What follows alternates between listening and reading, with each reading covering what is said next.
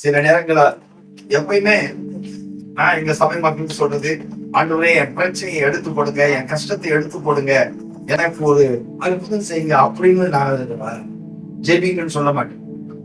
இந்த பிரச்சனையில நீங்க என்ன கற்றுத்தரீங்க? எனக்கு ஒரு கஷ்டம் வந்திருக்கு, எனக்கு ஒரு நெருக்கம் வந்திருக்கு. இந்த நெருக்கத்துல, இந்த கஷ்டத்துல நான் எதை கற்றுக்கொள்ள விரும்புகிறீங்க? நான் என்ன கற்றுக்கொள்ளணும்? நான் எந்த காரியத்தை சரிப்படுத்தணும் அப்படிங்கிறது. அப்போ சரிப்படுத்தப்பட வேண்டிய காரியங்களை நாம் சரிப்படுத்தும் போது ஆட்டோமேட்டிக்கா நமக்கு வந்து சேர வேண்டிய எல்லா காரியங்களையும் கர்த்தர் என்ன செய்வாரு? இதுதான் நம்முடைய ஜெபமா இருக்கணும். அப்போ ரட்சிக்கப்பட்டு நல்ல வளர்ந்த தேவ பிள்ளைங்க என்ன செய்யணும் அப்படின்னா, ஆண்டவரே இந்த கஷ்டத்தை என்னை விட்டு எடுத்து போடுங்க அப்படின்னு சொல்லி நம்ம ஜெபிக்க கூடாது. மாறாக இந்த கஷ்டத்துல நான் என்ன கற்றுக்கொள்ளணும்? அல்லேலூயா. இப்போ ஒரு வியாதி வந்து, ஆண்டவரே இந்த வியாதியை சுகமாக்கும் அப்படின்னு சொல்லக்கூடாது. அப்ப என்ன சொல்லணும்? வியாதியை வேதம் ஆண்டவருடைய வார்த்தை என்ன சொல்லுன்னா, நீங்கள் உலகம் எங்கிலும் போய் சுவிசேஷத்தை பிரசங்கிக்கணும், வியாதியஸ்தர்களை சுகமாக்குங்கள், பிசாசுகளை துரத்துங்க. அப்போ நம்ம எப்பவுமே வியாதி வருது அப்படின்னா, இந்த வியாதியை நீ என்ன சேதப்படுத்தாரு, அந்த வியாதியின் மேல அதிகாரத்தை இருக்கும். எத்தனை பேர் அப்படி ஜெபம் பண்றீங்க? வியாதிகள் வரும்போது கிறிஸ்தவர்கள் எப்படி ஜெபம் பண்றோம்? ஆண்டவரே தயவு செய்து அதுக்காக ஒரு நான் ஃபாஸ்டிங் கூட இருக்கிறேன், இந்த வியாதியை சுகமாக்குங்க ஆண்டவரே. எதுக்கு? அது கிடையாது. ஆண்டவர் நமக்குள்ள பரிசுத்த வல்லமையை வச்சிருக்கிறார். அப்ப நீங்க ஒரு காரியத்தை கற்றுக்கொள்ளணும். வியாதியை பார்த்து, இந்த பொல்லாத வியாதியை நீ என்னை என்ன செய்யக்கூடாது? என்னை சேதப்படுத்தாதே. அல்லேலூயா. என்னை சேதப்படுத்தாதே, என் மேல அதிகாரம் செலுத்த உனக்கு எந்த ரைட்ஸ் கிடையாதுன்னு சொல்றான். உன்னை இயேசுவின் நாமத்தினாலே நான் அனுப்புகிறேன். அந்த வியாதியை என்னை விட்டு வெளியே போ. கடன் பிரச்சனையை என்னை விட்டு வெளியே போ. நஷ்டமே என்னை விட்டு வெளியே போ. குடும்ப பிரச்சனையை என்னை விட்டு வெளியே போ. எந்த பாரங்கள், எந்த நெருக்கங்கள், எந்த கஷ்டம், இயேசு கிறிஸ்துவின் நாமத்தினால் அதை மேற்கொள்ளணும். நம்ம வெளிப்படுத்த விசேஷம் நீங்க பாத்தீங்கன்னா, நம்மளை குறித்து வேதம் என்ன சொல்றதுன்னா, நம்ம ஜெயம் கொள்ளுகிறவர். என்ன வசன வார்த்தை சொல்லப்படுது? அதாவது ஜெயிக்கிறவர்கள். நம்ம கர்த்தருடைய பிள்ளைங்க, நாம ஜெயிக்கணும். நீங்க ஜெயிக்கணும். ஜெயிங்களா? தோற்று போறோமா? ஜெயிக்கிறோமா? அல்லேலூயா. நான் ஜெயிப்பேன் அப்படின்னு சொல்றவங்க பக்கத்துல நீங்க ஜெயிக்கணும் அப்படின்னு சொல்லுவீங்க.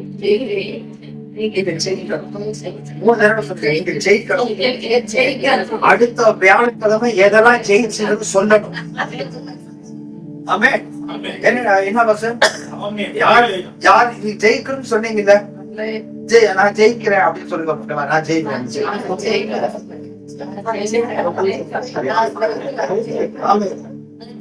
அடுத்த வாரம் நீங்க சாட்சி கேட்கணும். யாரெல்லாம் ஜெயிச்சீங்க, ஏதாவது ஒரு காரியத்தை சொல்லுங்க அப்படின்னு நீங்க கேட்கணும். யாரெல்லாம் சொல்ல போறீங்க? இப்படி தூக்கினா 25%,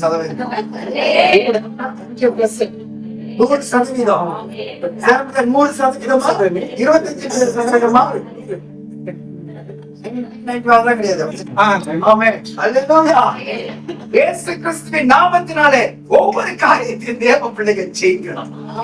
பிசாசுடைய அந்தகாரத்தின் கிரியைகளை ஜெயிக்கணும்.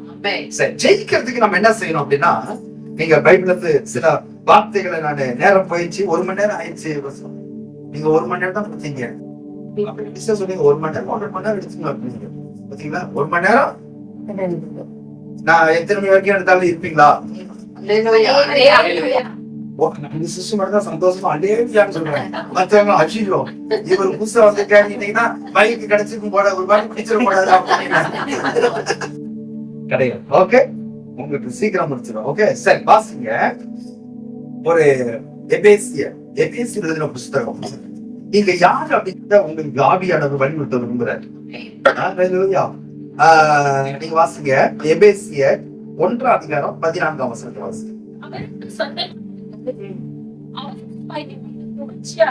அவருக்கு சொந்தமானவர்கள் அவருடைய மகிமைக்கு புகழ்ச்சியாக மீட்கப்படுவார்கள் என்பதற்கு ஆவியானவர் நம்முடைய சுதந்திரத்தின் அச்சாரம்.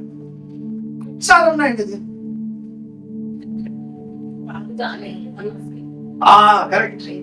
அது இல்லன்னா வண்டி ஓட அழகா சொன்னாங்க. அது இல்லன்னா வண்டி ஓட. அது எது? அச்சாணி, ஆணி, அச்சாணி. அப்ப சக்கரை இருக்கு, அதுல நடுவுல ஒரு ஆணி. இதுதான் ரெண்டு வீலையும் என்ன செய்யும், அந்த ஒரு ஆணி இருக்கும், அது ரெண்டு வீலையும் கனெக்ட் பண்ணும். அந்த வீலை மேல இன்னொரு கிராங்ல கனெக்ட் பண்ணுவாங்க, அது சுற்றி அது இன்னொரு இதுல கனெக்ட் பண்ணுவாங்க, சுத்தி நேரா இன்ஜின்ல அத என்ன செய்வாங்க, கனெக்ட் பண்ணி வைப்போம். அப்படிதானே? கரெக்ட். அப்போ இங்க என்ன சொல்லப்பட்டிருக்கு, அவருக்கு சொந்தமானவர்கள் யார்? அவருக்கு சொந்தமானவர்கள் நீங்க. நீங்க எப்படி சொல்ல முடியும்? அதுக்கு முந்தின வசனத்தை பாருங்க. நீங்கள் உங்கள் ரட்சிப்பின் சுவிசேஷமாகிய சத்திய வசனத்தை என்றைக்கு கேட்டீங்களோ, கேட்டு ஏற்றுக்கொண்டீங்களோ, அன்னைக்கு நீங்க விசுவாசிகளா மாறிட்டீங்க. ஆமென். அப்போ சத்திய வசனத்தை கேட்டு விசுவாசிகள் ஆன போது வாக்குத்தத்தம் பண்ணப்பட்ட பரிசுத்த ஆவியால் அவருக்குள் போடப்பட்டீர்கள். அப்ப நீங்க என்றைக்கு ரட்சிக்கப்பட்டீங்களோ, என்றைக்கு பரிசுத்த வல்லமை பெற்றுக் கொண்டோமோ, அன்றைக்கு பரிசுத்த ஆவியினுடைய அபிஷேகத்தினாலும் வல்லமையினாலும் அவருடைய கிருபைகளினாலும் நாம் முத்திரை போடப்பட்டிருக்கிறோம். உங்க மேல ஆண்டவருடைய முத்திரை இருக்கு. அப்ப முத்திரை நம்ம எல்லாத்துக்கும் தெரியும். இந்த ஒரு முத்திரை இருந்துச்சுன்னா அதை யாரும் என்ன செய்ய முடியாது, உடைக்கவே முடியாது, அதை ஓபன் பண்ண முடியாது. இப்போ நம்ம ஓட்டு போடுறோம், ஓட்டு போட்ட இயந்திரங்கள் எல்லாத்தையும் அதிகாரிகள் என்ன செய்யறாங்க, அதெல்லாம் முத்திரை கலெக்டர் அதெல்லாம் சரி பண்ணி அதெல்லாம் இது பண்ணி ஒரு கட்டடத்துக்குள்ள போய் எல்லாத்தையும் வச்சு அந்த கட்டடத்தை என்ன செய்யற, சீல் வச்சுற. அதை உடைப்பது யாரு அந்த கட்டிடத்துக்கு முத்திரையை போட்டு சீல் பண்ணினாரோ அவர் இருந்தாதான் அந்த சீல் என்ன செய்ய முடியும், உடைக்க முடியும். அப்புறம் என்ன கவனிங்க, இந்த உலகத்திலே ஆவியானவர் உங்களை முத்திரை போட்டு இருக்கிறார். பரிசுத்த ஆவியானவரால நீங்கள் முத்திரை போடப்பட்டீர்கள். பிசாசு உங்க மேல அதிகாரம் செலுத்த முடியாது. அதை நம்புறீங்களா? பிசாசு உங்க மேல என்ன செய்ய முடியாது, அதிகாரம் செலுத்த முடியாது. அவன் லைட்டா உரசி காக்கும். உங்களுக்கு வர வியாதி, பிரச்சனை, கஷ்டம், நெருக்கம், இதெல்லாம் உங்க மேல உரசல்கள். அந்த உரசலை காட்டி நம்ம பயந்துடும். நம்ம பயப்படும் பொழுது நமக்குள்ள இருக்கிற பரிசுத்த ஆவியானவரை நம்ம என்ன செய்ய மாட்டேங்கிறோம், நம்ம என்ன செய்ய மாட்டேங்கிறோம், அதை அறிந்து கொள்ள மாட்டேங்கிறோம். அதனாலதான் தோல்விகள், அதனாலதான் ஏமாற்றம், அதனாலதான் பிரச்சனைகளை நம்ம மாற்றோம். ஏன்னா நமக்குள்ள இருக்கிற ஆவியானவருடைய வல்லமை பெரியது. அதனாலதான் வேதம் சொல்லுது, உலகத்தில் இருக்கிறவனிலும் உங்களில் இருக்கிறவர் அவர் பெரியவர், அவர் பரிசுத்தர், அவர் சேனைகளின் கர்த்தர், அவர் சர்வ வல்லமையுள்ள தேவன். அப்போ ஒரு குடும்பமாய் இருக்கலாம், நம்ம ஒரு சின்ன ஒரு கூட்டமாய் இருக்கலாம், நம்ம தனிமையா இருக்கலாம். என்னைக்குமே நான் தனிமையா இருக்கேன், ஒரு சின்ன கூட்டமாய் இருக்கிற நினைச்சு நாம் நமக்குள்ள இருக்கிற ஆவியானவரை குறைத்து மதிப்பிடக்கூடாது. அல்லேலூயா. எப்போ பார்த்தாலும் எனக்குள்ள ஆவியானவர் இருக்கிறார், எனக்குள்ள அதிகாரம் இருக்கிறது, எனக்குள்ள அபிஷேகம் இருக்கிறது. இந்த அபிஷேகம் நுகங்களை முறிக்கும், இந்த அபிஷேகம் பிரச்சனைகளை முறிக்கும், இந்த அபிஷேகம் எனக்குள்ள அபிஷேகம் என் வியாதிகளை சுகமாக்கும். எனக்குள்ள இருக்கிற அக்கினி அது எனக்கு எதிராக இருக்கிற எல்லா கிரியைகளையும் சுட்டரித்து போடும் என்ற ஒரு நம்பிக்கை, விசுவாசம், அந்த அறிக்கை நம்முடைய நாவல வந்துகிட்டே இருக்கும். நான் கர்த்தருடைய பிள்ளை, நான் கர்த்தருடைய பிள்ளை. பிசாசே என்னை நீ எதுவுமே செய்ய முடியாது, என்னை தொட உனக்கு அதிகாரம் இல்லை. அல்லேலூயா. இப்படிதான் நீங்க சொல்லி பழகணும். ஆண்டவரே என்னை காப்பாத்துங்க, ஆண்டவரே நான் ரொம்ப கஷ்டப்படுறேன், ஆண்டவரே எனக்கு யாருமே இல்ல, ஆண்டவரே என்னை காப்பாத்துங்க, ஆண்டவரே நான் ரொம்ப நெருக்கப்படுறேன், ஆண்டவரே என்னை காப்பாத்துங்க, ஆண்டவரே. நம்ம தேவ சமுத்திரம் பிச்சை கேட்க கூடாது. நீங்கள் கிறிஸ்துவுக்குள் ராஜாக்களும் ஆசாரியர்களும். நீங்களா இளவரசிகள், நாங்களா இளவரசர், நம்ம எல்லாம் சேர்ந்து ஆசாரியர்கள். சொல்லுங்க, நான் ஒரு இளவரசி, நாம் ஒரு இளவரசர், எல்லாருமே ஆசாரியர்கள். நீங்க ஆசாரியர்கள். ஆசாரியர்கள் அப்படின்னா கிறிஸ்துவ வேதம் வந்து சொல்லுது, கிறிஸ்துவ நாமே தேவன் ராஜாக்களும் ஆசாரியர்கள். அப்ப ஆசாரியனோடு தேவன் பேசுகிறார். ஆசாரியனுக்கு மறைவாக எதையும் ஆண்டு செய்ய மாட்டாரு. உங்ககிட்ட கர்த்தர் பேசுவார். எப்ப பேசுவார்னா, நீங்க வேதத்தை திறக்கும் பொழுது, வேத வசனத்தை படிக்கும் பொழுது கர்த்தர் உங்களோட பேசுவார். ஏன்னா நீங்க ஆசாரியர். அப்ப ஆசாரியனுக்கு ஆண்டவர் என்ன செய்கிறார்னா, ஊழியக்காரனுக்கு மறைச்சு எதையுமே ஆண்டவர் என்ன செய்ய மாட்டாரா, செய்ய மாட்டார். அப்போ ஆதியில நீங்க உணர முடியும், நீங்க அடி சொல்ல முடியும் ஒரு காரியத்தை. நீங்க சாதாரணமானவங்க கிடையாது. வாக்குத்தத்தம் பண்ணப்பட்ட பரிசுத்த ஆவியானவரால் முத்திரை போடப்பட்டிருக்கிறோம். அல்லேலூயா. அப்ப என்ன நடக்குது பாருங்க, இந்த முத்திரை போடப்பட்டதுக்கு ஆவியானவர் நம்முடைய சுதந்திரத்தின் அச்சாரமா இருக்கிறான்னு சொல்லிட்டு அடுத்த வார்த்தை பாருங்க, ஆனபடினாலே கர்த்தராகிய இயேசுவின் மேலுள்ள உங்கள் விசுவாசத்தையும் பரிசுத்தவான்கள் எல்லார் மேலும் உள்ள உங்கள் அன்பையும் குறித்து நான் கேள்விப்பட்டு இடைவிடாமல் உங்களுக்கு ஸ்தோத்திரம் பண்ணிய ஜபங்களை உங்களை நான் நினைக்கிறேன். யார் சொல்றது? பவுல் சொல்ற, அப்படிதானே? அப்ப என்ன நடக்குது அப்படின்னா, நீங்கள் பரிசுத்த ஆவியானவரால முத்திரை போடப்பட்டிருக்கீங்க அப்படின்னா கர்த்தராகிய இயேசுவின் மேல உங்கள் விசுவாசம் எப்படி இருக்கிறது? கர்த்தராகிய தேவன் மேல பரிசுத்தவான்கள் எல்லாரும் மேல உங்க அன்பு எப்படி இருக்கு? இந்த விசுவாசமும் அன்பும் இது ரொம்ப முக்கியம். அல்லேலூயா. விசுவாசம், அன்பு. இது நமக்கு ஒரு 2 சக்கரங்கள் போல. இந்த ஒரு பக்கம் விசுவாசம் இருக்கணும், ஒரு பக்கம் தெய்வீக அன்பு இருக்கணும். இந்த விசுவாசமும் அன்பு ஒன்று சேர்ந்து பயணம் செய்யும் பொழுது இந்த உலகத்துல யாரும் உங்களை குற்றவாளின்னு சொல்ல முடியாது. ஏன்னா நீங்கள் விசுவாசிகள். ஆமென். அப்ப இந்த விசுவாசத்தையும் இந்த அன்பையும் பரிசுத்த ஆவியானவர் கனெக்ட் பண்றார்.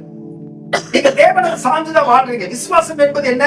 நம்பப்படுகிற உறுதியும், எபிரேயர் 11:1 சொல்லப்பட்டிருக்கு, நம்பப்படுகிற உறுதியும் காணப்படாதவைகளே நிச்சயமா இருக்கிறது. நீங்க எபிரேயர் 11வது அதிகாரத்தை சும்மா இருக்கும்போது வாசித்து பாருங்க.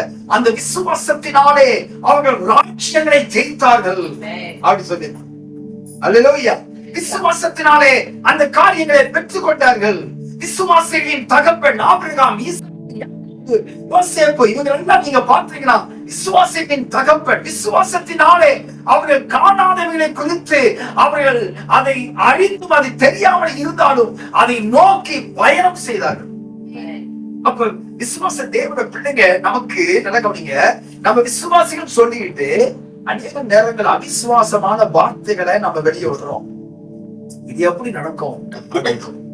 சோர்ந்து போயிடும். ஒரு நெருக்கம் வரும்போது சோர்ந்து போயிடும். நேரங்கள கர்த்தர் செய்வார், நிச்சயம் செய்வார் அப்படிங்கிற ஒரு வார்த்தை, ஒரு திடகாத்திரமான ஒரு நம்பிக்கை நமக்கு இல்லாமல் போய்விடுகிறது. அப்ப விசுவாசம் அந்த இடத்துல என்ன செய்கிறது? குறைந்து விடுகிறது. விசுவாசம் அந்த இடத்துல பலவீனமாய் காணப்படுகிறது. அப்போ நம்முடைய தேவ பிள்ளைங்க, ஆவியானவருடைய வல்லமை பெற்றுக்கொண்ட தேவ பிள்ளைங்க, விசுவாசத்துல நீங்க தளர்ந்து போய்விடக்கூடாது. விசுவாசத்துல பலவீனமாய் காணப்படுகிறது. உங்களுடைய விசுவாசத்தினுடைய அந்த அளவை நாளுக்கு நாள் என்ன செய்யணுமா? அனல் முற்றி எழுப்பணும். அல்லேலூயா. உங்களுக்குள்ள இருக்கிற ஆவியினுடைய வரம் அப்படின்னு சொல்லப்பட்டிருக்கு. அப்போ வளர்ச்சி மாத்திரமல்ல, நமக்குள்ள இருக்கக்கூடிய தேவன் மேல வைத்திருக்கிற நம்பிக்கை, விசுவாசம், அவர் எனக்கு செய்வார், அவர் என் கூட இருக்கிறார், அவரால் நான் ஒரு மதிலை தாண்டுவேன், பிரச்சனையை தாண்டுவேன், உம்மாலே நான் ஒரு சேனைக்குள் பாய்வேன் என்று தாவீது சொல்றது போல விசுவாசத்துல நீங்க ஒவ்வொரு காரியத்தையும் சாதிக்க கற்றுக்கொள்ள வேண்டும். அல்லேலூயா. இது எப்படி முடியும் அப்படின்னா, ஒரு காரியத்தை சொன்னேன். தாவீது சீக்கிரம் முடிச்சிருவேன். தாவீத பாருங்க, தாவீத ஆண்டவர் என்ன சொல்றாரு அப்படின்னா, எல்லாரும் சீக்கிரம் முடிச்சிருவோம்னா கொஞ்சம் சிரிக்கிறாங்க. தாவீது என்ன செய்யறாருன்னா, சவுல் ராஜாட்ட வரும்போது சவுல்கிட்ட வந்தோடனே சவுல் என்ன சொல்றாரு? இந்த கோலியாத்தை கொன்றுவேன் அப்படின்னு சொன்ன உடனே, பாப்பா நீ சின்ன பையனா இருக்கிற, நீ எப்படி இந்த கோலியாத்தை கொள்ளுவ? ஏன்னா சவுல் ராஜா, அதை சார்ந்த எல்லா ராணுவ வீரர்களும் எல்லாரும் யாருக்கு பயந்துட்டு இருக்கிறாங்க? கோலியாத்துக்கு பயந்துட்டு இருக்கிறாங்க. அப்போ இந்த கோலியாத்துக்கு பயந்துட்டு இருக்கும் போது நீ ஒருவன் மாத்திரம் இவனை நான் வீழ்த்துவேன் எப்படி சொல்ல முடியும்? உடனே சவுல் தாவீது என்ன சொல்றாங்க? ராஜா, நான் ஆடுகளை மேய்க்கும் போது ஒரு முறை சிங்கத்தை கொன்றேன், ஒரு முறை கரடியை கொன்றேன் அப்படிங்கிற. எங்க மேய்க்கும் போது? ஆடு மேய்க்கும் போது. நான் சிங்கத்தை கொன்னேன், யாரை கொன்னேன்? கரடியை கொன்னேன். அப்போ அதையே நான் கொண்டுட்டேன். இதெல்லாம் பொசுக்கு, அதுக்கு என்ன சொல்றது? இதெல்லாம் ஒரு புசுக்கு அப்படிங்கிறது. இவனை நான் ஈஸியா கொன்றுவேன் ராஜா அப்படின்னு. அது நம்பிக்கை வரல. நல்ல கவனிக்க, இதுக்கு என்ன செய்யல? நம்பிக்கை வரல. சரி, கடைசியில் இவன் அடம்பிடிக்கிறான்னு சொல்லி சவுல் என்ன செய்யறாரு? அவருக்கு வஸ்திரங்கள் எல்லாம் உடுத்தி இதெல்லாம் கொண்டு போறது. இவன் இதெல்லாம் போட்டு பார்த்தான். ராஜா, இதை நான் போட்டதே கிடையாது, எனக்கு இது தேவையில்லை, எனக்கு இது தேவையில்லை, இது என்னால அடிச்சு முடியாது, இதை போட முடியாது, சுமக்க முடியாது. ஒரு கேடியத்தை பிடிக்க முடியுமா? இவனே பார்த்த பரிதாம இருக்கிறான். ஆடு மேய்ச்சிருந்து எப்படி ஆடு மேய்ச்சவங்க அப்படி பல்கியா எப்படியா இருப்பாங்க. அவன் தாவிது ரொம்ப அழகானவன். தாவிது ரொம்ப அழகானவன். ஆனா ஆடு மேய்ச்சி சரியான நேரத்துக்கு சாப்பிடாம அவன் பேடியலும் தோடுமா இருக்கிறான். அதனாலதான் இவனை பார்த்தா நீ கேடியத்தை போட்டுக்க, வஸ்திரத்தை போட்டுக்க, ஷூ போட்டுக்க, கையில ஈட்டிய பிடிச்சிக்க. அவனை பாரு எப்படி இருக்கிறான். அவனை பார்த்தா நம்ம கல்கத்தா காணி மாதிரி இருக்கிறான். கல்கத்தா காணி காணி இல்ல, காணி. அவன் பேர் என்ன?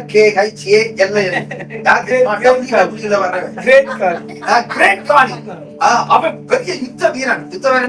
மல்யுத்த வீரன். அவனை பாத்திருக்கீங்களா? இன்னைக்கு இப்ப யூடியூப்ல பிள்ளைங்களா கிரேட் கார்டு யார் போட்டு பாருங்க அப்படின்னு காட்டி விடுங்க. அதுக்கான நீங்களா பாத்தீங்களா? தெரியாத பாத்தீங்களா? அவன் எப்படி இருப்பான்? அவனை மாதிரி இருப்பான். அவனை காட்டிலும் பயங்கரமா இருக்கிறான். அப்போ என்ன நடக்குது அப்படின்னா, இதுல நடக்க அப்படிங்க, இதெல்லாம் எனக்கு அனுபவம் இல்லை என்று சொல்லி இவன் நேராக ஆட்சிக்கு போகிறான். 5 கூழாங்களை எடுக்கிறான். அந்த 5 கூழாங்களை கொண்டு வந்து ஒரு கண்ணை கவனில் வைத்து அவன் அந்த கோலியாத்துக்கு நேராக வீசுறான். ஒரே கல்ல அவன் என்ன செஞ்சான்? விழுந்துட்டான். நல்லா கவனிங்க, நான் ஷார்ட் ஸ்வீட்டா முடிக்கிறேன். இந்த இடத்துல தெரியுமா, கரடியையும் இந்த சிங்கத்தையும் கொன்றது யாருக்காவது தெரியுமா? கவனிங்க,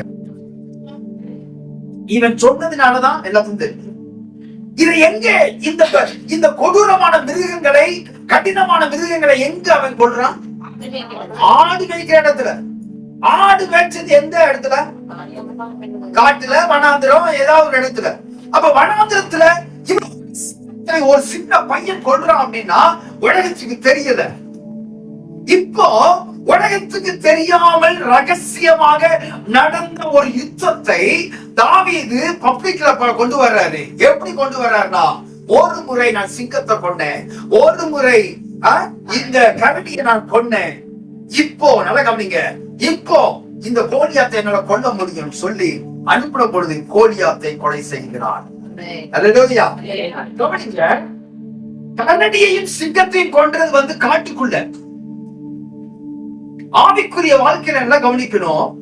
ஆவிக்குரிய வாழ்க்கையில உங்களுடைய தனிப்பட்ட வாழ்க்கையில தனிப்பட்ட பிரச்சனைகள், தனிப்பட்ட போராட்டங்கள், உங்களுக்கு எதிராக இருக்கிற சூழ்நிலைகளை உங்களுடைய தனிப்பட்ட வாழ்க்கையில ரகசிய இடமாகிய உங்கள் வீட்டின் அறைக்குள் நீங்கள் யுத்தத்துல ஜெயிக்கவில்லை என்றால் பப்ளிக்ல நீங்கள் தோற்று போவீர்கள். உங்களுக்கு புரியுதா? ரகசியமான ஒரு சீக்ரெட் பிளேஸ்ல யாருமே உலக மக்கள் பார்க்காத ஒரு இடம் தான் காடு, வனாந்திரம். அங்கே சிங்கத்தை கொண்டு இவன் சொன்னதுனாலதான் வெளியே தெரிஞ்சது.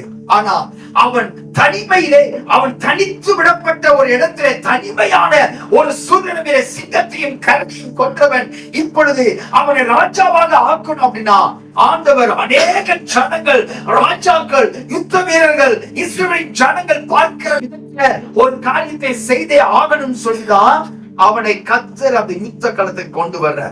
இப்போ கோலியாத்தை கொன்ற அந்த சம்பவம் ராணுவ வீரர்களுக்கு தெரிந்து விட்டது, ராஜாக்களுக்கு தெரிந்து விட்டது, அங்க உள்ள இஸ்ரவேல் ஜனங்களுக்கு தெரிந்து விட்டது. இப்பொழுது எல்லாரும் என்ன செய்யறாங்கன்னா, தாவீது கொன்றது எப்படி சொல்றாங்க? சவுல் கொன்றது 1000, தாவீது கொன்றது 10000 என்று சொல்லி ஆண்டவர் தாவீதை எல்லா ஜனங்களும் பார்க்கிற விதத்துல உயர்த்துறார்.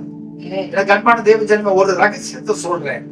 நீங்க வீட்டுக்குள்ளாக, உங்க அறைக்குள்ளாக முழங்கால் படியிட்டு ஒரு யுத்தத்தை ஜெயிக்க தெரியவில்லை என்றால் பப்ளிக்ல வரக்கூடிய சில பிரச்சனைகளை நீங்க ஜெயிக்க முடியாது. அதுதான் ஆவியானவருடைய அச்சாரத்தை கொடுத்துருக்காரு. அப்ப கற்றுக்க பிள்ளைங்க என்ன செய்யணும் அப்படின்னா, ஒரு பிரச்சனை, ஒரு கஷ்டம் அப்படின்னா நீங்க எனக்காக யாராவது ஜெபிப்பாங்க, எனக்காக அண்ணன் உபவாசம் பண்ணி ஜெபிப்பாருன்னு சொல்லி நீங்க சோம்பேறி ஆகிட்டு அவருக்கு வேலையை வைக்கக்கூடாது. இன்னைக்கு நிறைய ஊழியர்கள் தான் சொல்லுவாங்க, சிஸ்டர் நீங்க தைரியமா இருக்கு சிஸ்டர், நீங்க பிரதர் நீங்க தைரியமா இருங்க, உங்களுக்கு நான் ஃபாஸ்டிங் ஜெபம் பண்றேன். பாவம் அவங்க 3 நாள் 2 நாள் உட்கார்ந்து ஃபாஸ்டிங் இருந்து வயிற்றெல்லாம் எம்டி ஆக்கி கடைசியில எம்டி கேஸ் ஃபார்ம் ஆகி அவரு பட்டாத பாடு பட்டிட்டு இருப்பாரு. இந்த அம்மா அந்த ஐயா தாடியா இருப்பாங்க. அப்படிதான் உண்மை இருக்கும். நீங்க நடக்கிற காரியம் தான் நான் சொல்றேன். நீங்க யுத்தம் பண்ணி ஜெயிக்கணும். ஜெயிப்பீங்களா? தாவீது சிங்கம் வந்த பொழுது சிங்கம் வந்துச்சு கரடி வந்துச்சு எங்கேயாவது ஓடி ஒழிச்சாரா? இல்ல, சிங்கத்தின் வாயை கிழிக்கிறார். ஆமென் ஆமென் சொல்லுவோம். அப்போ அதை கொன்றவன் தாவீதை பார்த்து சொல்றார், நீ எல்லாம் ஒரு சாதாரண ஒரு தூசி, உன் தலையை வெட்டி ஆகாயத்து பட்சிகளுக்கு நான் போட்டுவேன்னு சொல்லி யுத்த கடத்துல தாவீதை மேற்கொள்கிறான். அப்ப பரிசுத்த ஆவியினுடைய முத்திரை அச்சாரம் எதற்காக அப்படின்னா, உங்க விசுவாச ஜீவிதத்துல வரக்கூடிய போராட்டங்களை ஜெயிக்கணும், உங்க விசுவாச வாழ்க்கையில வரக்கூடிய சில பிரச்சனைகளை ஜெயிக்கணும். அது தேவனை சார்ந்து நீங்க ஜெயிக்கும் பொழுது உங்களை இந்த உலகத்திலே அநேக ஜனங்கள் பார்க்கிற இடத்துல உயர்ந்த ஸ்தானத்துல ஆண்டவர் நிச்சயம் சொல்லுவோம். அதனாலதான் உடனே ஸ்திரீகள் எல்லாம் சேர்ந்து இவர் கோலியாத்தை கொண்ட உடனே எல்லாரும் எழும்பி நடனம் ஆட ஆரம்பிச்சிட்டாங்க. அங்கேயே ஒரு ரசிகர் கூட்டம் வந்துருச்சு. பெண்கள் எல்லாரும் என்ன பண்ணாங்க, நடனம் ஆட ஆரம்பிச்சிட்டாங்க. தாவீது கொன்றது 10,000, சவுல் கொன்றது 1000, அப்படிதானே? அப்போ ஒரு சாதனை நடந்த உடனே தாவீதை உயர்த்த ஆரம்பிச்சிட்டாங்க. அப்படி உயர்த்த ஆரம்பிச்சோம்னா என்ன, சவுல் சும்மா இருப்பாரா? இத்தனை வருஷம் நான் தானே உன்னை இப்படி கொண்டு வந்தேன், நான் தானே உன்னை இதா இருக்கேன், எனக்கே 1000 தானே, ஆனா உனக்கு 10,000. அதுல இருந்துதான் சவுல் தாவீதை காய்மகாரமாய் பார்க்க ஆரம்பிச்சாங்க. அத கவனிங்க, நீங்க தேவனோடு கூட சரியா இருக்கும் பொழுது உலகத்துல உயர்வு வரும். உங்களை பார்த்து சிலர் பொறாமப்படுறாங்க அப்படின்னா நீங்க உயர்ந்த ஸ்தானத்துல இருக்கிறீங்க, கர்த்தர் உங்க மேல இருக்கிறாருன்னு. பக்கத்துல பார்த்து சொல்லுங்க, உங்களை பார்த்து நான் பொறாமப்படணும் அப்படின்னு. நம்மை பார்த்து உலகம் பொறாமப்படணும் சொல்லுங்க. இந்த அம்மாவுக்கு பொறாமை நாவியே போ அப்படின்னு விரட்டிடாதீங்க. அந்த பொறாமை நாவி இருந்தாதான் நீங்க உயர்ந்தவங்களா இல்லையா தெரிஞ்சிடும். அப்ப சபைக்குள்ள பொறாமை நாவி என்ன செஞ்சக்கூடாது, போயிடக்கூடாது, சபையை விட்டு வெளியே போயிடக்கூடாது. இருந்தாதான் நீங்க ஆசீர்வதிக்கப்பட்டவங்களா இல்லையான்னு கேள்வி. புது உபதேசம் தான். சவுல் காய்மகாரமா பார்க்கலன்னா தாவீதோடு கூட கர்த்தர் இருக்கிறாரு இல்லையாங்கிறது தெரியுமா தெரியாதா? ஆமென். நம்மளை சுத்தி உள்ளவங்க, உங்க தெருவில் உள்ளவங்க, உங்க பக்கத்துல உள்ளவங்க, உங்க சொந்தக்காரவங்க, உற்றார் உறவினர் உங்கள் உயர்வுகளை பார்த்து என்ன செய்யணும், பொறாமப்படணும். அதுக்காக ஜோம், ஆண்டவரே என்னை சுற்றி பொறாமப்படுறவங்களை எழுப்புங்க ஆண்டவரே ஜோம் பண்ணணும். அப்ப எழுப்புங்கன்னு சொல்லிட்டு நீங்க குதி பெறக்கூடாது, நீங்க உயர்ந்தவர்களாக இருக்கணும். பாருங்க, அப்போ 17ஆம் வசனத்துல பாருங்க, நம்முடைய கர்த்தராகிய இயேசு கிறிஸ்து தேவனும் மகிமையின் பிதாவானவர் தம்மை நீங்கள் அறிந்து கொள்வதற்கான ஞானத்தையும் தெளிவையும் அளிக்கிற ஆவி உங்களுக்கு தந்திர வேண்டும். ஆமென். சுதந்திரத்தின் அச்சரமாய் இருக்கிற ஆவியானவர் அவர் என்ன செய்யறார், விசுவாசத்திலையும் அன்பின் வாழ்க்கை அன்பின் கடந்த காரியங்களை உதவி செய்கிறார். மூன்றாவதாக அவரை அறிந்து கொள்வதற்கு, பிதாவாகிய தேவனை அறிந்து கொள்வதற்கு ஞானத்தையும் தெளிவையும் அளிக்கிற ஆவியை உங்களுக்கு அவர் தர வேண்டும். அப்ப நீங்க எப்படி ஜெபிக்கணும்னா, ஆண்டவரே உங்களை ஞானத்தை எனக்கு தாங்க அப்படின்னு. இதுதான் உங்களை இந்த உலகத்திலே பிரசித்தி பெற்ற தேவ பிள்ளைகளாக உருமாற்றும். நமக்கு அற்புதம் செய்ய ஆண்டவரே, அதிசயங்களை செய்யுங்க அப்படிங்கிறத காட்டினோம். உங்களை அறிந்து கொள்ள எனக்கு ஞானம் தாங்க ஆண்டவரே. நீங்க சபைக்கு வரும் பொழுது, தேவ சமூகத்துக்கு வரும் பொழுது உங்களை எங்களுக்கு வெளிப்படுத்துங்க ஆண்டவரே. நீங்க யார், உங்க முகம் என்ன, உங்களுடைய பலன் என்ன, உங்களுடைய ஸ்ட்ரென்த் என்ன, ஆண்டவர் உங்க இருதயம் என்ன, உங்க இருதயம் எப்படிப்பட்டது அப்படிங்கிறத எனக்கு வெளிப்படுத்துங்கன்னு விசுவாசிகள் கேட்டு பழகணும். இன்னைக்கு நம்ம எல்லாம் அற்புதத்தை பார்த்தே பழகிட்டோம். ஒரு புது ஊழியக்காரர் அவர் நம்ம தலையில கழிச்சு ஜெபம் பண்ணுவாரு, வியாதி சுகமாகும், என் பிரச்சனை மாறும். எதுக்கு? நேற்று நான் ஒரு மீட்டிங் பார்த்தேன். ஒரு பெரிய மீட்டிங் இருக்குது. அந்த மீட்டிங்ல பயங்கரமா கூட்டம் இருக்குது. அந்த மீட்டிங்ல நீங்க பாத்தீங்கன்னா அந்த சிஸ்டம் மாதிரி நல்ல ஒயிட் கலர் சால் கட்டி வர்றாங்க. அவங்க எல்லாம் வாலண்டியர்ஸ். யாரு? வாலண்டியர்ஸ். அப்ப இந்த ஊழியக்காரன் ஜெபிக்கும் பொழுது இந்த வாலண்டியரா இருக்கிற 3 அம்மா மாறு பேய் ஆடிட்டு முன்னாடி மேடை வந்து விடுகிறாங்க. யாரு சொல்லுங்க? வாலண்டியர்ஸ். இந்த பாப்பா நல்ல சத்தமா சொல்றாங்க, வாலண்டியர்ஸ். உண்மைதானமா? அப்ப இவங்க வாலண்டியர்ஸ் நம்ம யாரை நியமிப்போம்? ஒரு மீட்டிங் நடக்கும்போது வாலண்டியரா யாரை நியமிப்போம்? நல்லா ஜெபிக்கிறவங்க, நல்ல அபிஷேகம் பெற்றவங்க, நல்ல ஊழியத்துல ஆர்வமா இருக்கிறவங்க தான் வாலண்டியரா நிப்பாட்டுவோம். அப்ப அவங்களுக்குள்ள அவங்க பேயாடி உள்ள விழுகிறாங்கன்னா அப்ப என்ன இருக்குது? உங்களுக்கு புரியுதா? ஏன் எதுக்கு நான் கனெக்ட் பண்றேன்னு உங்களுக்கு புரியுதா? அப்போ நமக்குள்ள இருக்கிற சில ஆவிகள் மாறணும் அப்படின்னா, நமக்குள்ள இருக்கிற சில உலகத்தின் சுபாவங்கள், உலகத்தின் கெட்ட எண்ணங்கள், உலகத்தினுடைய கிரிகள் மாற வேண்டும் என்றால் நம்ம என்ன செய்யணும்? தேவனை அறிந்து கொள்ள நம்முடைய இருதயத்தை ஒப்படைக்கணும். அப்ப தேவனை அறிகிற அந்த அறிவு என்ன செய்யுதுன்னா, தேவனோடு நடக்க உதவி செய்கிறது. தேவ சத்தம் என்ன, பிசாசுடைய சத்தம் என்ன அப்படிங்கறதை அறிந்து கொள்ள உதவி செய்கிறது. ஆமென். இதுதான் உங்களுடைய வளர்ச்சி, இதுதான் உங்களுடைய ஸ்ட்ரென்த் ஆய் மாறணும். அப்ப விசுவாசிகள், தேவ பிள்ளைகள், நீங்க கர்த்தருடைய பிள்ளைங்க, நீங்க விசுவாசிகள், நீங்க தேவனை அறிந்தவர்கள் அப்படிங்கிற ஸ்ட்ரென்த் எங்க வெளிப்படுத்துறா? நீங்கள் எந்த அளவுக்கு ஆண்டவரை அறிந்து கொள்றீங்களோ அந்த அளவுக்கு நீங்க கர்த்தருடைய பேடன் உங்க மேல. இதை தாவீது பெற்றுக்கொண்டதுனாலதான் சிங்கத்தையும் கண்ணடியும் சீக்கிரமாய் கொன்றான், கோலியாத்தை கொன்றான். எங்க அறிந்து கொண்டானா, வனாந்திரத்துல ஆடுகளை மேய்க்கும் பொழுது அவன் தேவனுடைய ஸ்ட்ரென்த் என்னங்கிறத கண்டுபிடிச்சதுனாலதான் அவன் எந்த சூழ்நிலையானால் உடனே பாடல் எடுத்து பாட ஆரம்பிச்சிட்டான். தாவீது பாடகன், அப்படிதானே? அவர் எந்த சூழ்நிலையிலும் அவர் கர்த்தரை பாடுகிறார். ஒரு பிரச்சனை வருது, உடனே சொல்றார், ஆண்டவரே என் சத்துருக்கள் எவ்வளவாய் பெருகி இருக்கிறார்கள் அப்படின்னு சொல்லிட்டு அவனை கொண்டு அவனை நிமிஷமாக்கும், அவன் புரட்சி போவான், அப்படி போவான். எனக்கு ஒத்தாசை வரும் பர்வதங்களுக்கு நேராக என் கண்களை ஏறெடுக்கிறேன். வானத்தையும் பூமி படைத்த தேவனிடத்திலிருந்து எனக்கு ஒத்தாசை வரும். அவர் என் காலை தள்ளாட ஒட்டா, என்னை காக்கிறவர் உறங்கா. என்னை இதோ இஸ்ரவேலை காக்கிற தெய்வம் உறங்குவதும் இல்லை, தூக்குவதும் இல்லை. பகலிலே வெயிலாகிலும் இரவிலே நிலவாகிலும் அது என்னை சேதப்படுத்துவதில்லை. வார்த்தைகளை எடுத்து சொல்றேன். அப்போ சரியாக அறிந்திருக்கிறதுனாலதான் அவர் எனக்கு என்னெல்லாம் செய்கிறார் என்பதை வாயினால அறிக்கை செய்கிறார். அதனாலதான் அவர் சவுலை பார்த்து சொல்றாரு, இஸ்ரவேலிடம் ஒரு கௌதாரியை தேடுறது போல ராஜா என்னை தேடுகிறார். கொள்றது யார கொள்றது? ஆண்டவர் எத்தனையோ தடவை சவுலை தாவீதின் கையில ஒப்பு கொடுத்திருக்கிறார். இவர் நைசா போய் அவருடைய வஸ்திரத்தினுடைய தொங்கலை மாத்திரம் வெட்டிட்டு வந்து, ராஜா இன்னொரு இடத்துல குடிக்க செம்புல தண்ணி வச்சிருந்தாரு. அந்த காலத்துல தலைமாட்ட செம்புல தண்ணி வைக்கிற பழக்கம் இருக்குப்பாரு. சொல்றாரா இல்லையா? ராஜா உங்க தலைமாட்டோட செம்புல உள்ள தண்ணி பாத்திரம் இருக்கான்னு பாருங்க.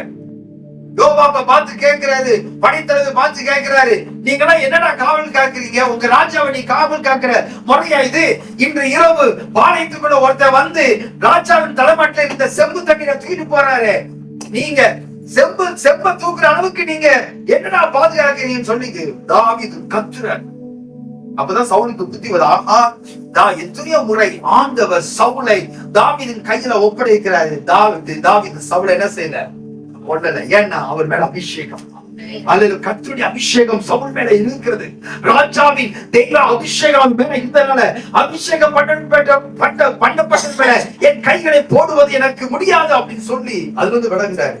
அன்பான தேவ ஜனமே, உங்க மேல அபிஷேகம் இருக்குது, உங்க மேல கர்த்தருடைய வல்லமை இருக்கு, தெய்வீக ஞானம். நீங்கள் தேவனை அறிந்து கொள்ளக்கூடிய ஞானத்தை ஆண்டவர் வேதாகமத்தின் மூலமாய், சபையின் மூலமாய், பிரசங்கம் மூலமாய், ஆராதனை மூலமாய் நீங்கள் சொல்ல சொல்ல சொல்ல நீங்கள் கர்த்தரை எந்த அளவுக்கு சொந்தமாக்கி கொள்றீங்களோ அந்த அளவுக்கு கர்த்தருடைய பாதுகாப்பும் ஆசீர்வாதமும் இந்த உலகத்துல உங்களை உயர்த்தும்.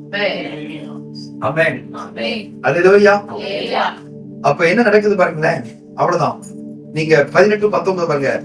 ஆவி உங்களுக்கு தந்திர வேண்டும் என்றும் தாம் நம்மை அழைத்ததினாலே நமக்கு உண்டாயிருக்கிற நம்பிக்கை என்னதென்றும் பரிசுத்தவான்களுக்கு தமக்கு உண்டாயிருக்கிற சுதந்திரத்தினுடைய மகிமையின் ஐஸ்வர்யம். அப்ப பாருங்க, உங்களுக்கு இருக்கிற நம்பிக்கை, அந்த நம்பிக்கை சாதாரணமானதும் இல்ல. கண்மலையாகிய கிறிஸ்துவின் மீது உங்களுக்கு நம்பிக்கை இருக்கு. அந்த கண்மலையை யாராலும் உடைக்க முடியாது. இதனால் நமக்கு உண்டாயிருக்கிற சுதந்திரத்தினுடைய மகிமையின் ஐஸ்வர்யத்தை ஆண்டவர் நம்முடைய ஆவியில கொடுத்திருக்கிறார். இன்னதென்றோ நான் தாம் கிறிஸ்துவை மரித்தோர்ந்து எழுப்பி அவரிடத்தில் நடப்பித்த தமது பலத்த சத்துவத்தின் வல்லமைப்படியே விசுவாசிக்கிறவர்களாகிய நம்மிடத்திலே காண்பிக்கும் தம்முடைய வல்லமையின் மகா மேன்மையான மகத்துவம், வல்லமையின் மகா மேன்மையான மகத்துவம் உங்க மேல இருக்கு. உங்க தலையில கை வச்சு சொல்லுங்க, தம்முடைய வல்லமையின் மகா மேன்மையான மகத்துவம் என் மேல இருக்கு.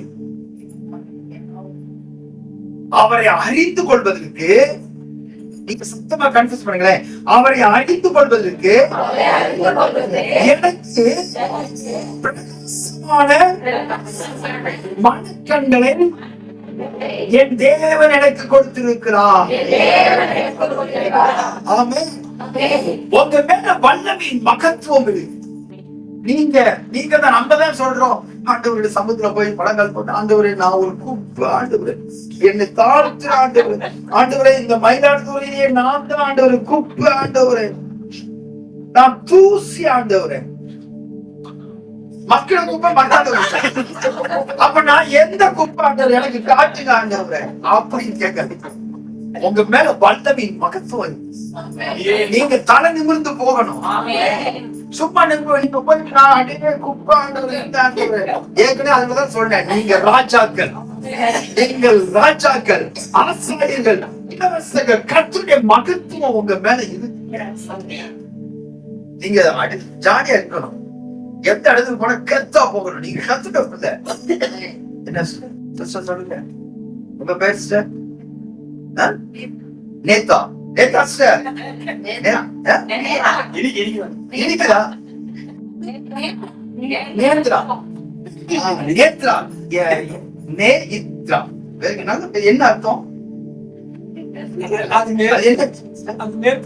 அது நேத்து, அதாவது நேர்த்தியாய் கர்த்தர் உங்களை வெண்ணெடுத்து கொண்டு வந்தார். அதனால நேற்று விளக்க சொல்லிட்டேன் சொல்லுங்க. எஸ், அல்லேலூயா. கர்த்தருடைய மகத்துவம் உங்க மேல, வல்லமை உங்க மேல இருக்கு. வித்தியாசமான மணிக்கண்களை கர்த்தர் உங்களுக்கு கொடுத்திருக்கிறார். அல்லேலூயா. பெற்றுக்கொண்ட தேவ பிள்ளைங்க எப்படி நடக்கணும்? நம்ம குறுகிற மனப்பான்மையில இருந்து வெளியே வரணும், குறுகிற குணங்கள்ல இருந்து வெளியே வரணும், குறுகிற எண்ணங்கள் இருந்து வெளியே வரணும், நான் ஒரு குப்பை ஒரு தூசிக்கிற இடத்துல இருந்து வெளியே வரணும். நீங்க எப்படி இருக்கீங்க? ஏதோ இருக்கிறேன்னு சொல்லக்கூடாது, நான் ராஜாவா இருக்கிறேன். சிஸ்டர் எப்படி இருக்கீங்க? பிரதர் எப்படி? ஏதோ இருக்கிறேன், ஏதோ கிருபையில ஓடுது வண்டி அப்படின்னு கிருபையில நினைச்சு இருக்கிறது. எப்படி இருக்கீங்க கேட்டா எப்படி சொல்லணும்? பிரதர் எங்க போறீங்க? சும்மா அப்படியே போயிட்டு வரேன். இல்ல பிரதர், இந்த கடைக்கு நான் போறேன், இதை வாங்க போறேன் அப்படின்னு சொல்றேன். நீங்க நேர்த்தியாய் வாழ்ந்து காட்ட வேண்டும். நீங்க நேர்த்தியாய் பேசி பழக வேண்டும். உங்களுடைய நாவல விசுவாச வார்த்தைகள் வெளியே வரணும். உங்க எண்ணங்கள் புதுப்பிக்கப்பட வேண்டும். உங்க எண்ணங்கள் நேர்மையா இருக்கணும். உங்களுடைய எதிர்பார்ப்புகள் நேர்மையா இருக்கணும். அல்லேலூயா. நெகட்டிவான வார்த்தைகள் தேவ பிள்ளைகளுடைய வாயில வரக்கூடாது. என்னைக்குமே நெகட்டிவான காரியங்கள் நினைச்சுக்கூடாது, பேசக்கூடாது. ஆமென். அல்லேலூயா. ஆமென். எனக்கு சேர் கூட அன்னைக்கு பஸ்ல ஏற்றிட்டேன். பஸ் எல்லாம் புக் பண்ணி பஸ்ல ஏற்றிட்டேன். நான் போய் நேரம் டிரைவர்கிட்ட இன்றைக்கு எத்தனை மணிக்கு இந்த பஸ் போகும் அப்படின்னு. அவர் கண்டக்டர் ஒரு மாதிரி முடிச்சுக்கிட்டு இருந்தாரு. அப்ப சேர் கேட்டேன், என்ன சொல்ல மாட்டேங்கிற? எனக்கு தெரியும் என்ன சொல்ல மாட்டேன். அண்ணே, டிரைவர் கண்டக்டர் என்னைக்குமே இந்த வண்டி இத்தனை மணிக்கு போகுமான்னு கேட்க கூடாது. கேட்டு அவங்க என்ன பண்ணாங்க, எப்படி சொன்னீங்க? அப்ப நான் அவருக்கு சொன்னேன், இதுல கூட நீங்க விசுவாசம் போய் வீட்டுக்கு எத்தனை மணிக்கு சேர்ப்பேன்னு சொல்ல மாட்டேன்றான். அப்படிதானே? நம்ம ஏன்னா இவங்க இன்னைக்கு மருமகன் வீட்டுக்கு போகணும் அப்படின்னு 10 நிமிஷத்துல நீங்க போயிடலாம். இல்ல அதெல்லாம் கேட்க கூடாது. 10 நிமிஷம் நீங்க போறீங்க, 2 குளம் இருக்குது, போவீங்க. உங்களுக்கு புரியுதா? உங்களுக்கு சில பிள்ளைங்க எப்படி பேசி பழகணும்? பாசிட்டிவா. ஏன்னா வேதம் என்ன சொல்லுதுன்னா, நாவின் அதிகாரம் நாவுக்குள்ள என்ன செஞ்சிருக்கு? இந்த நாவு நெருப்பு, அது பெரிய காட்டையே என்ன செஞ்சிருமா? சிறிய அவயமா இருந்தும் அது பெரிய காட்டையே என்ன செஞ்சிடும்? கொளுத்தி விடும். அப்ப இந்த அலகாபாத்ல ஒரு விமானம், இந்திய விமானம் கிராஷ் ஆச்சு. உடனே அடுத்து ஒரு கிறிஸ்தவரும் போதகர் அவருக்கு பிளைட்ல உட்கார்ந்துட்டு ஜெபம் பண்றாரு. அதை வீடியோ எடுத்து போடுறாரு. ஆண்டவரே, நாங்க இந்த ஏர் இந்தியா பிளைட்ல உட்கார்ந்து இருக்கிறோம், ஒரு வாரத்துக்கு முன்பதாக தான் அலகாபாத்ல இந்த விமானம் ஏறிய விமானம் வெடித்து அது சிதறியது, இத்தனை பேர் இறந்தாங்க. நாங்கள் இதுல உட்கார்ந்து எங்களுக்கு நீங்க தாங்க, நாங்கள் போய் சேர்வோமா இல்லையாங்க எங்களுக்கு தெரியல, எங்களை பாதுகாத்தவர்கள் சொல்லி வீடியோ பாத்தீங்களா? எத்தனை பேர் பாத்தீங்க? சிஸ்டர் பாத்தீங்களா? ஜோமன் அவர் மேல கையை வச்சு இயேசு நாமத்தில் பிசாசு போல், இவர் மேல இருக்கிற பொல்லாத ஆவிய போ, வெளியே போ அப்படின்னு. ஆமா, அப்ப அது கேட்கிற மத்தவங்க தமிழ் ஆயிரம் கடவுளை எல்லாரும் விமானம் வெடிச்சு சேர்ந்து பயந்து உட்கார்ந்து இருப்பாங்க. அவங்களுக்கு இன்னும் கொஞ்சம் எழுதிக்கிற நெருப்புல எண்ணெய் ஊத்துற மாதிரி இவரு கர்த்தருடைய பிள்ளைங்க நாவல எதை பேசணும்? பாசிட்டிவா பேசணும். உங்களுடைய எண்ணங்கள், உங்களுடைய எதிர்பார்ப்புகள், உங்களுடைய பேச்சு, உங்களுடைய விருப்பங்கள் எல்லாமே பாசிட்டிவாவே இருக்கும். பிரகாசமான மனக்கண்களை கர்த்தர் நமக்கு தரணும். அல்லேலூயா. நம்மளை கொண்டுதான் கர்த்தர் இந்த பூமி ஆட்சி செய்வார். நம்மை கொண்டுதான் கர்த்தருடைய ராஜ்யம் கட்டப்படுது. அப்போ தேவ பிள்ளைகளாகி நாமே சோழ சோப்பட்டையாவ இருந்தோம்னா என்ன ஆகும்? நம்ம எப்படி இருக்கணும்? கம்பீரமா இருக்கணும். சோளக்காட்டு பொம்மை மாதிரி இருக்க கூடாது. சோளக்காட்டு பொம்மை சொல்லுங்க பார்க்கலாம். பறவைகள் இறங்காம அதை பார்த்தா சோளக்காட்டு பொம்மை. நம்ம பார்ப்போம் அவங்க ஒரு ஆள் நிக்கிறாரு அப்படின்னு சொல்லி பக்கத்துல போய் பார்த்தா சோளக்காட்டு பொம்மை. அல்லேலூயா. நாம் ஆளாக இருக்க வேண்டும், சபராக இருக்க வேண்டும். உங்க மேல விஷயங்களை பரிசுத்த ஆவியானவருடைய அதிகாரத்தை கர்த்தர் உங்க மேல வச்சு. அல்லேலூயா. எனக்கு கண்ணோடம் இதோட முடிக்கிறேன். அப்போ தம்முடைய வல்லமையின் மகா மேன்மையான மகத்துவத்தை, அவருடைய வல்லமையினுடைய மகா மேன்மையான மகத்துவம் சொல்லுங்க, அவருடைய வல்லமையான மகா மேன்மையான மகத்துவத்தை இந்த பூமியிலே என் மூலமாய் தேவன் வெளிப்படுத்துகிறார். எவ்வளவு பாருங்க, யாருக்காவது இது கிடைக்குமா? உலகத்துல வேற எந்த தெய்வமும் தெய்வம் என்று சொல்ற யாரும் செய்யாத தெய்வ காரியத்தை ஆண்டவராக இயேசு கிறிஸ்து செய்வார். இந்த மயிலாடுதுறையில உங்க மூலியமா அவருடைய வல்லமையின் மகாமேன்மையான மகத்துவத்தை இந்த பூமிக்கு வெளியே கொண்டு வருது. அல்லேலூயா. நீங்க செய்ய வேண்டிய ஒரே வேலை, அவரை அறிந்து கொள்ளக்கூடிய ஞானத்தை கர்த்தர் தருவார். எனக்கு சொத்து தாங்க, எனக்கு வீடு தாங்க, எனக்கு கார் தாங்க, எனக்கு அதை தாங்க, இது தாங்க கேட்கறத காட்டணும். உங்களை அறிந்து கொள்ளக்கூடிய ஞானத்தை எனக்கு தாங்க ஆண்டவரே. எத்தனை பேர் கேட்க விரும்புறீங்க? கர்த்தரை அறிந்து கொள்ள வேண்டும். அல்லேலூயா. நீங்கள் தெய்வத்தை அறிந்து கொள்ளணும். இப்படி அறிந்து கொள்றவங்க தான் இந்த 14ஆம் வசனத்துல அவருக்கு சொந்தமானவங்களா மாற முடியும். அல்லேலூயா. ஒரு தகப்பனுக்கு, ஒரு தாய்க்கு பிறந்த பிள்ளை தன்னுடைய பெத்த தாய் தகப்பனை அறிந்து கொள்ளவில்லை என்றால் அவர்கள் பெற்றோருக்கு கிரீடமாய் மாறுவார்களா? அறிந்து கொள்ளனா புரியுதா உங்களுக்கு? அறிந்து புரிந்து கொள்ளவில்லை என்றால் அந்த பிள்ளைங்க பெற்றோருக்கு கிரீடமாய் மாறுவாங்களா? ஏன்னா பிள்ளைங்க பெற்றோருக்கு எப்படிப்பட்டவங்க? கிரீடமானவங்க. அப்போ தன்னுடைய பெத்த தகப்பனையும் பெத்த தாயையும் அவங்களால அறிந்து கொள்ள முடியல, புரிந்து கொள்ள முடியல, அவங்களை உணர்ந்து கொள்ள முடியல. அப்படிங்கும் போது அவங்க அந்த பெற்றோருக்கு கிரீடமாய் மாற முடியுமா? மாற முடியாது. அப்ப உலகத்திலேயே தெய்வத்தை நம்மளால புரிந்து கொள்ள முடியல, அறிந்து கொள்ள முடியலன்னா அவருக்கு கிரீடமாய் நாம மாற முடியாது. ஆண்டவர் உங்களை கிரீடமாய் வைக்கணும். நீங்கள் அவருக்கு கிரீடமானது. இந்த உலகத்தில விலை உயர்ந்த முத்துக்கள் நீங்களும் நானும்.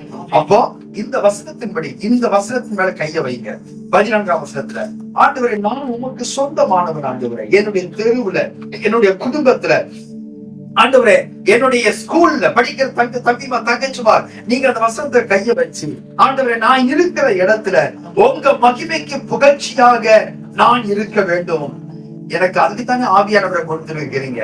உங்களுடைய வல்லமையின் மகா மேன்மையான மகத்துவம் என் மேல இருப்பதாக உலகம் படி தேவ சமூகத்துல